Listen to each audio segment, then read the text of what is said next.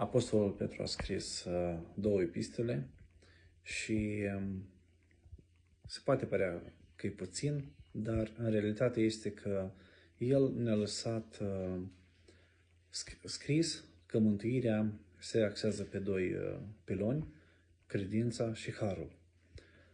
Anume, credința și harul ne ajută să fim mântuiți, să avem o credință, asemenea cum au avut apostolii, ne ajută să primim harul și astfel putem ajunge la mântuire. Fără acest lucru nu avem cum să ajungem la mântuire, nu avem cum să-L cunoaștem pe Dumnezeu.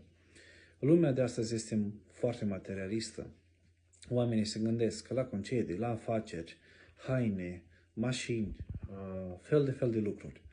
Dar realitatea este că avem nevoie de puțin ca să fim fericiți. Și în primul rând avem nevoie de Dumnezeu.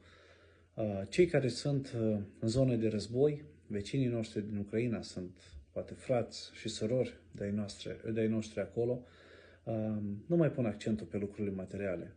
Pentru că ei știu că în asemenea vremuri avem nevoie de har, ca Dumnezeu să ne protejeze de orice rachetă, de orice explozie și avem nevoie de credință că Dumnezeu ne poate proteja. Eu aleg să cred, eu aleg să mă încred în Dumnezeu, dincolo de tot ce înseamnă lumea aceasta materială, pentru că acesta este sensul vieții. Care este sensul vieții tale?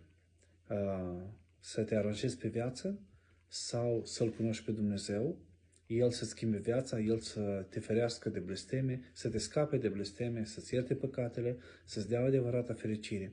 Aceste lucruri contează. Restul, dacă avem beneficii, le primim prin har. Restul este un bonus. Dar esența este credința și harul lui Dumnezeu în viața noastră. Dacă ele nu sunt prezente, viața noastră este pierdută. De ce vedem multă depresie, multă răutate, mult păcat în lumea aceasta? Pentru că oamenii au uitat de Dumnezeu, au uitat de credință și au uitat de har pe care El ne-l dă. Te binecuvântez să fii alături de Dumnezeu, să cunoști harul Lui, să ai credință și să fii mântuit.